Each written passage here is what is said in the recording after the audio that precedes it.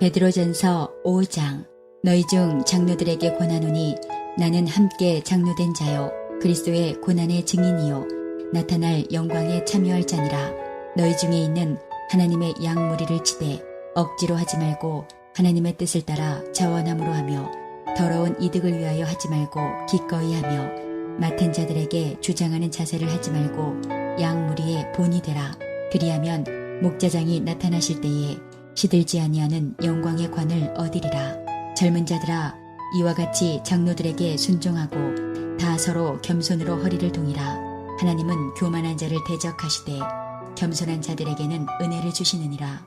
그러므로 하나님의 능하신 손 아래에서 겸손하라. 때가 되면 너희를 높이시리라. 너희 염려를 다 주께 맡기라. 이는 그가 너희를 돌보심이라. 근신하라. 깨어라.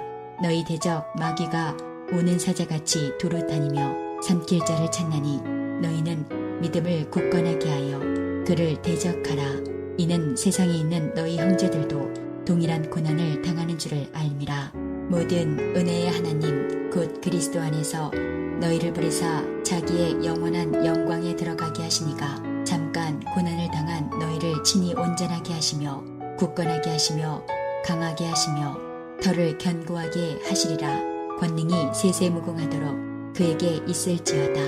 아멘. 내가 신실한 형제로 아는 실로아노로 말미암아 너희에게 간단히 써서 권하고 이것이 하나님의 참된 은혜임을 증언하노니 너희는 이 은혜에 굳게 서라.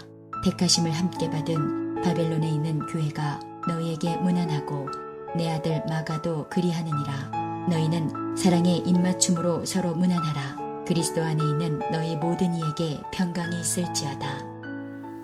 안녕하세요. 오늘은 고난주간 특별 새벽 기도의 마지막 날입니다. 이 한 주간 동안 함께 새벽을 깨우며 기도하며 주님께 나가게 하신 하나님께 감사를 드립니다. 영광을 돌립니다. 또 함께 어려운 시대에 홀로 외로이 기도하는 것이 아니라 함께 기도하며 격려하는 것이 큰 힘이 됩니다. 함께한 참여한 모든 분들에게 또한 감사를 드립니다. 오늘 본문을 보면 고난 이후의 영광을 바라보는 사람은 어떻게 살아가는가? 1절로 보면 이렇게 말씀합니다. 너희 중 장로들에게 권하노니 나는 함께 장로된 자요 그리스도의 고난의 증인이요 나타날 영광에 참여할 자니라. 이런 구절을 보면 그리스도의 고난의 증인이다 이렇게 말하고 있습니다. 베드로는 왜 자신을 고난의 증인이라고 말하고 있는가? 여러분 어떻게 생각하십니까? 성경학자 웨인 그루뎀은 다음과 같이 질문을 던집니다. 왜 베드로는 자신을 고난의 증인으로 말하고 있는가? 왜 그는 자신을 예수 부활의 증인으로 말하고 있지 않는가? 왜 그는 자신을 예수 변모의 증인으로 주장하고 있지 않는가? 그런 고백들을 하면 공동체 안에서 자신의 권위가 더 세워진다는 것을 모르고 있는가? 왜 그런가? 베드로는 어떤 사람입니까? 주님이 고난당할 때 멀찍이 고난을 피하기 위해 따라갔던 사람입니다.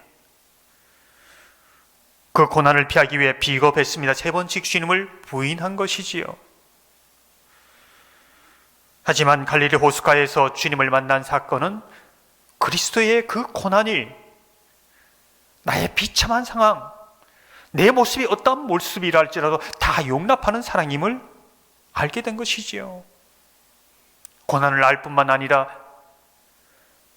변모산에서 주님의 영광이 얼마나 아름다운지 빈 무덤을 보고 천사들과 함께 승천하신 예수님의 영광도 보았습니다. 그리스도의 고난에 참여하는 것이 또한 그 영광에 참여하는 것임을 알게 된 것이지요. 그때부터 그는 고난을 자처합니다. 고난받는 자리까지 기꺼이 나아가는 것이지요. 순교하는 그 자리까지 나아갑니다. 다시 말해서 베드로의 고난의 동기는 예수님 한 분입니다. 2절을 보면 이렇게 말씀하지요. 너희 중에 있는 하나님의 양무리를 치되 억지로 하지 말고 하나님의 뜻을 따라 자원함으로 하며 더러운 이득을 위하여 하지 말고 기꺼이 하며. 무슨 뜻일까요? 고난받는 것이 이득이나 보상이 아니라는 것입니다. 만약 그것이 목적이 되면, 그것이 없어지면 예수도 없어집니다. 우리에게는 예수가 남아야 됩니다. 예수의 사랑이 남아야 되는 것이지요. 그래야 예수님의 그 고난에 참여할 때 영광이 오는 것을 보게 되는 겁니다. 사랑하는 성도 여러분, 예수의 사랑 때문에 헌신하고 고난을 자처하고 인생의 제일 마지막에 예수가 남는 주님의 사람들 다 되시기를 주님의 이름으로 축원합니다. 오늘 본문을 마지막으로 보면 고난 이후의 영광을 바라보는 성도들은 어떻게 살아가는가? 10절을 보면 이렇게 말씀합니다. 모든 은혜의 하나님 곧 그리스도 안에서 너희를 부르사 자기의 영원한 영광에 들어가게 하시니가 잠깐 고난을 당한 너희를 친히 온전하게 하시며 굳건하게 하시며 강하게 하시며 더를 견고하게 하시리라. 읽은 구절을 보면 모든 은혜의 하나님이라고 말씀합니다. 고난 후에 영광이 온다는 것을 바라보는 그러한 사람은 내게 일어난 모든 것을 은혜되게 하신 것을 믿습니다.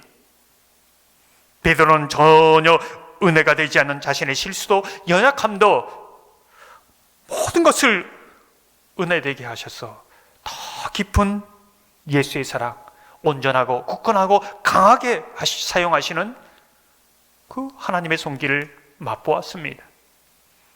베드로는 모든 것을 은혜되게 하신 하나님 앞에 겸손을 배운 것이지요.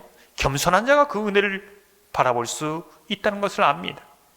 6절을 보면 그러므로 하나님의 능하신 손 안에서 겸손하라. 때가 되면 너희를 높이시리라. 앤드루 모레이는 겸손에 대해서 다음과 같이 말합니다. 내게 일어난 일에 대해서 이상하게 생각하지 않는 삶의 태도이다. 은혜되게 모든 것을 은혜되게 하시는 하나님을 알기에 겸손하게 염려를 주께 맡깁니다. 심지어는 마귀가 우는 사자처럼 다녀도 미친 사람처럼 날뛰어도 겸손히 모든 것을 은혜되게 하시는 그 하나님을 바라보게 되는 것입니다. 가장 좋은 것으로 영광으로 나타나실 그 주님을 기대하는 것이지요. 사랑하는 성도 여러분, 모든 것을 은혜되게 하시는 하나님을 겸손히 바라보며 고난 이후의 영광을 바라보는 주님의 제자 되기를 주님의 이름으로 축원합니다.